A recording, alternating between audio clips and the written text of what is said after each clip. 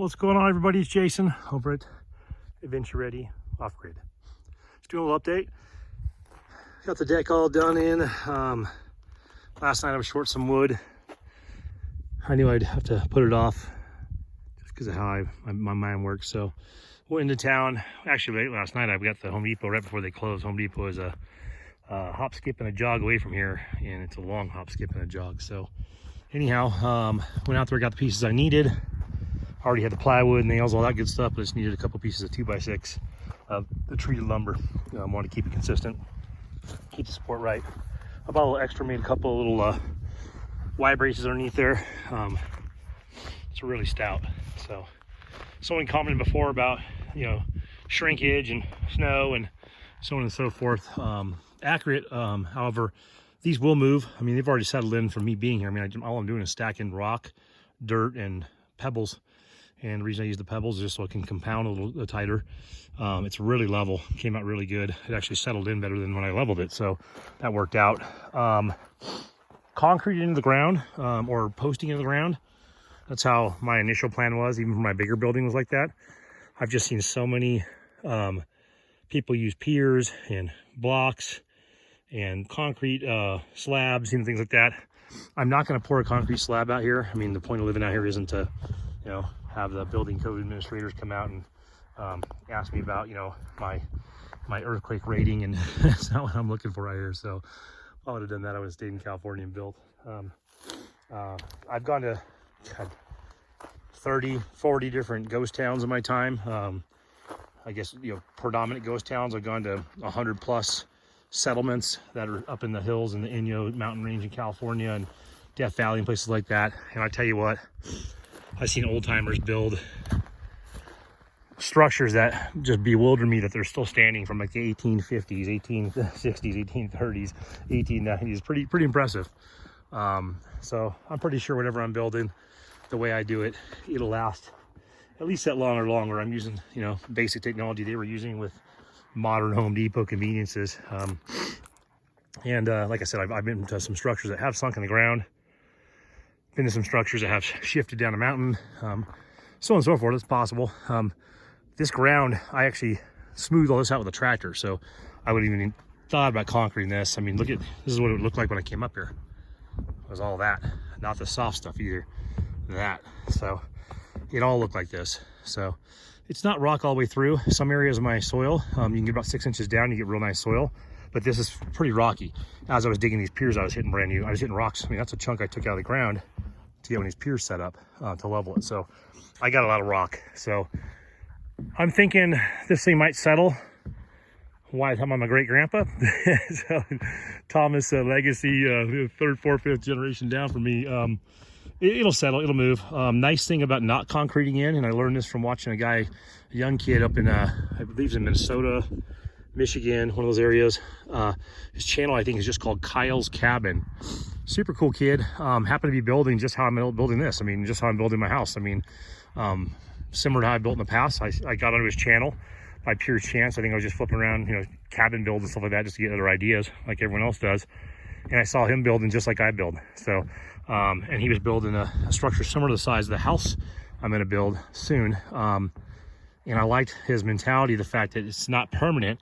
That if you ever need to do a change, you're not having to break out concrete and chiseling away. I mean, these are concrete, obviously, but I can get a farm jack on the corner of this house and lift this thing 3 feet in the air if I want to. I mean, people up in the Hollywood Hills, I mean, I got a friend that he deals with seismic activity and retrofitting and concrete and foundation work. I mean, they'll take a mansion that some over-celebrated normal human that acts on TV has, some gigantic, palace up there that's got a bunch of issues because they built on the side of a damn cliff so you could see the ocean perfectly, so that global warming doesn't get them. Wait a second, you wouldn't buy oceanfront property if the climate, never mind. So, but they go in and they jack those houses up in the air. I mean, with obviously big equipment, not a farm jack, maybe a couple farm jacks. But so yeah, I like the thing when on Kyle's Cabin, he made a good point, and I didn't ever build this way. That's just how I learned how to build from day one. But if you have a problem or you have settling, you can jack up one corner, fix it out with slabs or shimming or whatever else, or a new concrete pillar, and then not have to mess with the whole rest of the house and not take the chance of disrupting the whole rest of the house. It'll settle back in. So if that answers any questions, that's why I do it this way, guys. I happened to do it before I saw his videos. His videos just solidified some benefits that I didn't even know I had built into how I was building. I was just building that way because that's just how I learned. So this thing's stout. We have a dance party right here, man. Maybe we'll have a 2022 housewarming disco party, okay? That'd be pretty cool. Anyway, guys, just a little touch base. Like I said, I'm starting to erect walls now, so I'm gonna lay those up. Those go pretty fast. This is the biggest part, the foundation. Like anything, man. Foundation of your life, foundation of your relationship, foundation of your job. Yeah, foundation is it, man. So I put a couple days into this. Really got this thing leveled off, really got this thing secured, and that makes for a long-term house when you build something. So I'm happy with the turnout so far. It's super level. Like I said, it's more level now than when I finished leveling it. So it did settle a bit, so that could be cause for alarm or cause for celebration. But either way, it's level. Walls will be going up. This will be the entrance side over here. I said eventually we'll do a roll-up door over there. I will do a patio around here and around here. So this will come out over this area, and you can kind of sit on the porch and look over. You know, it'll be high enough where you can kind of see through these trees, but I'll keep those trees for a little wind block. We have a little campfire section down here. Sorry, we're so fast.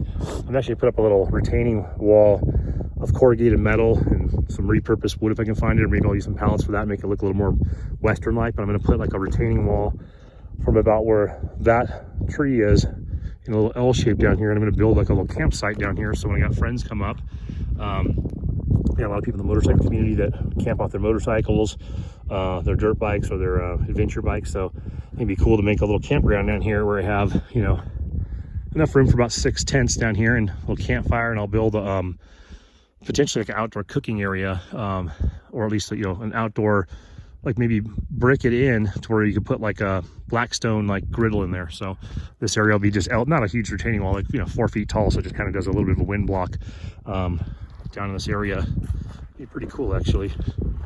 I'm thinking out loud, guys, so bear with me. I got a couple, I keep seeing like spots, like, oh, that's level, I can make something there. But yeah, so basically this old decrepit tree is, keep that there. Retaining wall, 4 feet tall, corrugated metal, some old wood, and have it run back to about this area down in here. I don't want to go through too much rocks, and then kind of cut back across here, just clean this area out a little bit, throw some gravel down. Like I said, moving rocks is no joke around here. Keep that the campfire, build a little like area here we can cook off of. Just kind of something fun. Sucker my friends into coming out here camping, then put them to work. So that'd be cool. So, but yeah, I'll get you, the framing should go fast. I'll have that done fairly quick. I'll do a separate video for that. I'm not gonna get back into town tonight or first thing in the morning. I didn't get the roof supplies. I'm keeping a lot of stuff on site out here, and much as I trust the neighborhood so far, it's really expensive to leave something around and have someone take off all of your supplies. So I'm kind of buying as I go, which is extremely expensive on gas and time consuming, but I think the safe bet. I'm a pretty good security guard when I'm here. Otherwise, not so much. Pretty cool. Wood from Home Depot. Petrified wood that a dinosaur stepped on at one time. Just kidding, I don't believe in dinosaurs. But that's some cool petrified wood. We got it everywhere out here. Unbelievable looking stuff. All different shapes, sizes, colors, white, black, red, like a pinkish color. Got tons of that. If I could trade all that for some of this, I'd be rich in wood. So, all right, guys, wind's picking up. Probably hear it. I'm gonna go grab some food probably too, or make some food or whatever. Grabbing food's no joke around here. That's a long haul. But I didn't bring nothing for cooking out here. I've been kind of roughing it. I'm a trail mix guy right now, and that's not sufficing for what my body's asking for. All right, guys, stay tuned. Thanks for joining.